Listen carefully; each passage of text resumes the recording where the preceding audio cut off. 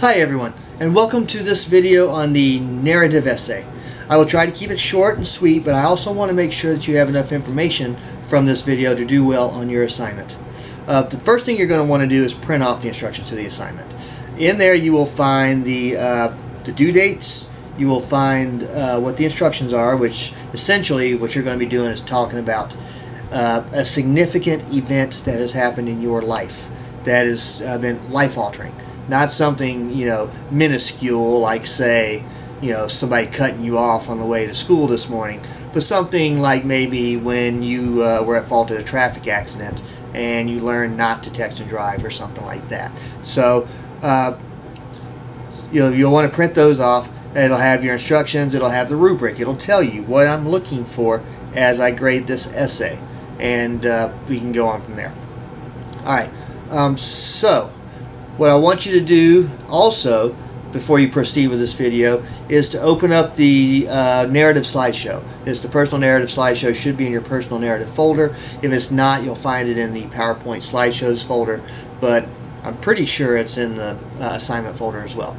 So open that up. Even if you don't have PowerPoint, you can still view it in D2L. And I will pause for a minute while you open that. Alright, so we're back. Alright, so we'll skip slide 1 on the personal narrative slideshow. Like I said, I'm trying to make this something that you will actually, that will help you understand why we're doing the narrative. First of all, on slide 2 it says that narration is as old as human communication. People have been telling little stories all the time. You do it sometimes. Hey, what happened to you when you were on vacation? Oh my goodness, this happened. And you start telling, I woke up that morning and yada, yada, yada, yada, yada. Okay? It's essential in that it entertains and that it also educates. For example, sometimes it's better to tell a story that people can understand than it is to give dry instructions.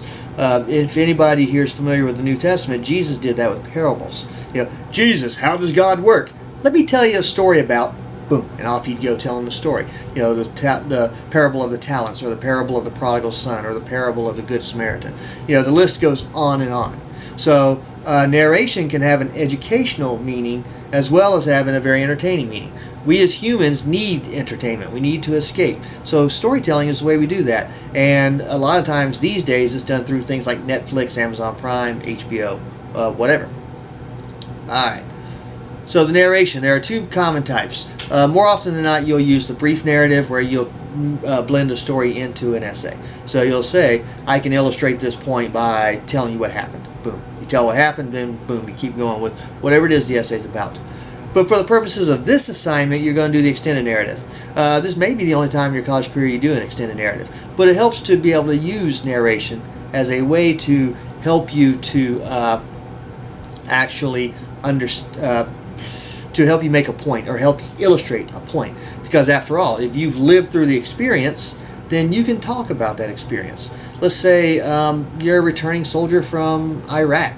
You can tell people about what's going on in Iraq better than some newscaster that's sitting at a desk in New York City who's never been there. You understand what I'm saying? So sometimes having been there and done that, if you will, is the way to actually illustrate a point. So that's what a brief narrative does, but for this point you're going to use the extended narrative. Okay. Here are some hints. I want you to keep it in as short a time frame as possible. What I do not want in this assignment, I swear to God, don't do this. Do not tell me about your entire school career. Don't say you started in kindergarten in New York and you went to the 3rd grade in Florida and you went to the 8th grade here and then you graduated from, let's say, one of the local Dougherty County high schools and now you graduated. I don't want that. In fact, don't do it.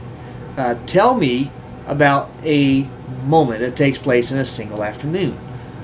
In fact, I would almost stay away from high school education because too often students want to write about how they goofed off throughout their entire high school career and then they almost didn't graduate. Well, guess what? If you goofed off in high school, I have no reason to believe you're not going to goof off in college. So you don't want to reveal that to me anyway. Here's something else you do not want to do. In fact, I am going to put this in the instructions. Do not, under any circumstances, write about your graduation night.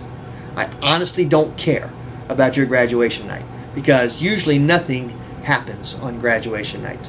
Usually it's, oh, my parents were proud and my brothers and sisters were proud and I said goodbye to my friends and everybody was happy and the Civic Center was decorated in the school colors and our principal spoke and our valedictorian spoke and we threw our hats in the air and then we all went off and had a celebration.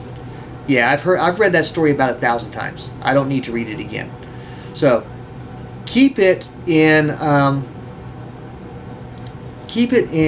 as short a time period as possible. The sample narrative that I've got you reading, which most likely is Salvation by Langston Hughes, takes place in a very short period of time. It takes place in a single evening. If you can make your narrative take place in a single day or evening, you will have a good narrative. All right. And then know your purpose. You're going to be writing in the first person, so it's okay in your personal narrative, since it's a personal narrative, to say, I did this, I did that, I did this, I did that. We call that subjective. After this assignment, you're going to want to write everything in third person. But for the purposes of a personal narrative, you are writing about an event in your life, therefore I is perfectly acceptable. You don't want to do it in third person. Objective might also be like telling a science fiction story. Right? Your narrative should be something that truly happened. If you write a narrative about your trip to Mars, I'm going to have a hard time believing you. Okay? I don't think any man has set foot or woman has set foot on Mars yet.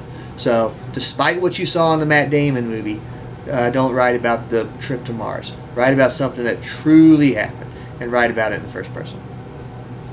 Make sure your readers know your purpose. In other words, what we want to know is, what lesson did you learn from having gone through this? And of course, I'm on slide number 5 now, I think. Yeah, I'm on slide number 5. So, what lesson did you learn by having gone through this experience? I need to know that, and your reader needs to know that. You know, and in fact, that's one of the reasons why you don't ever write about high school graduations, because what did you learn? You learned that the Civic Center looks great in your school colors. Big deal. So, it should be something significant. You should have a logical time sequence, start at the beginning and end at the end. If you do have a flashback, make it justified, but for the purposes of this assignment, you're not likely to have a flashback. Be specific. Use specific details. Now, you're going to get more into that in the next essay when we do the descriptive essay. But be specific and use sensory details to hold your reader's interest. What I mean by that is appeal to the 5 senses. So you're trying to paint pictures in the reader's mind. If you're going through a traumatic period, you want your reader to go, oh, at the same time that you did when you were going through the experience. You know, appeal to the touch if you can. What did you hear? Give me sound effects. Give me anything that appeals to sensory details. Do I expect you to write like Stephen King, J.K. Rowling, or anybody like that? No, I don't. But I expect you to at least try to. Okay? Round characters, not flat characters. What that means is your characters are realistic. You, if you've learned a lesson in this, are the round character. You can have stereotypes and you can have flat characters. Flat characters are stereotypes that appear everywhere. Say like, I don't know, the funny man who's always cracking jokes or something like that, and he doesn't grow. But you should be a round character. Use realistic dialogue. If you're going to directly quote people, say what they said, even if it means using street slang. Let me know when it happened. Let me know where it happened. And your major players should play a big role in this actual narrative. So set the scene. Tell me, this happened in the summer of 2016. Well, this story happened. You don't want to say this. This story happened in the summer of 2016. I was between my junior and senior years of high school when, boom, off you go. So you can go ahead and get that scene set for us, if you will. And then conclude your narrative. Your ending must be satisfying. It doesn't always have to be a happy ending. It could be a sad ending. A satisfying ending is when the reader finishes reading, you think to yourself, yep, this is exactly how it should have ended. Okay? Now, there are other possibilities, but your reader should think to his or herself, okay, this is the right ending. So even if it's a sad ending or a happy ending, either way, it should be satisfying in some way that the reader buys into it. The reader believes, yes, I can believe that this is what happened. All right, so we go to the 7th slide. We'll actually skip that. You want to show if you can instead of tell. Here are the narrative elements. Where does it take place? Who's involved? You're the main character, but who else is involved? There has to be a conflict. Now, I cannot stress conflict enough. If you don't have conflict, you don't have a narrative. You have to have overcome something. There has to be something standing in the way of whatever it is you want or need. If you are on a journey and you get to a canyon that you can't jump across and there's no bridge, you've got conflict. If you're trying to get the girl and she's in love with another guy, that's the conflict, right? She's in love with somebody else. How do you overcome that and actually get the girl yourself? If you're hungry, why can't you get food? If you are in love, why can't you get the girl? If you are playing in the state championship, the other team is the conflict. It's what stands in the way between you and winning the state championship. Or perhaps you lose the state championship. I've read that story too. And sometimes you learn a lesson from that as well. So, there has to be conflict. Do not write about the happiest day of your life. Boring.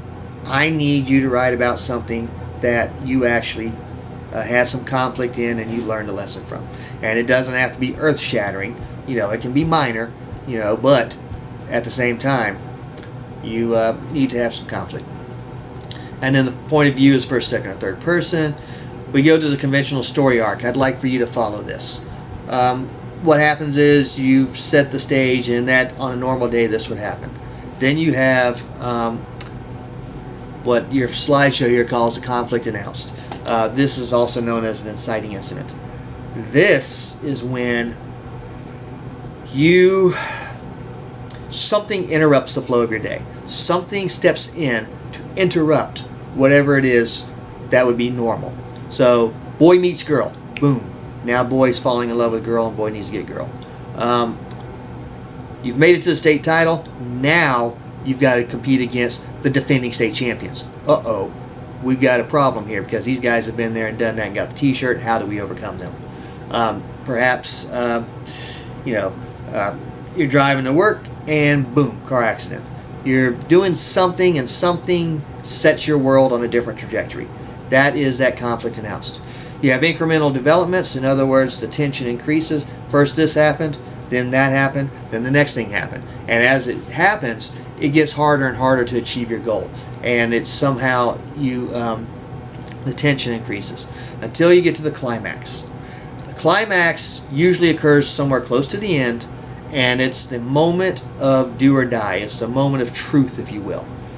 Nothing will ever be the same after the conflict. So, in the romantic comedy, it's the moment the boy realizes he's in love with a girl. He throws himself at the girl's feet and says, "Please, I'm going to die if you don't take me back. I'll be a good boyfriend from now on. Will you take me back?" That's a climactic moment. Her decision will make the decision about whether he's happy for the rest of his life and they get married, or whether he's unhappy and living single while she goes off and marries somebody else. In the state championship game, it's the moment that decides the game. What happened in that moment? Or it could be something like in a superhero movie. It's the final battle, not the first couple of battles, the final battle between superhero and supervillain. The winner of that battle will either save the world or will conquer it. So those are things that make up the climax. And then we have the resolution. The resolution is the new status quo. Either you have a new girlfriend, you are now the new state champion, Superman has overcome Lex Luthor again and thrown him in jail, the world is safe again. Whatever it is, there has to be a new normal, and I don't like that phrase, but there will be a new normal. That is your resolution. Okay, we're going to skip the alternative story arc and then go through these tips for building the arc. Okay, get your reader hooked early, get them set on the path to conflict, make sure they know what the conflict is. What is it that you need to do in order to make this successful? You've got the rising action. There's usually 1, 2, or 3 events or something like that, and something of this length. It won't be too many. The climax is the moment of highest tension. It's the moment when the audience is sitting on the edge of its seat going, will this work? Will this happen? Or won't it happen? And create that as a point of no return. And then let me know in the end what your lesson is. So that's how you write an effective narrative. It may seem a little rushed through the slideshow, but the slideshow, you can go through it again and again. Just remember the following tips. Don't write about your high school graduation night. Write about something that has changed your life in some way, either minor or major. Make sure there is conflict. Don't write about the happiest day of your life. And let me know what lesson you learned as a result of having gone through all of this. If you do all those steps, you should be fine in the personal narrative. And on that note, if you have any questions, you know how to contact me. It's all in the syllabus. And happy writing.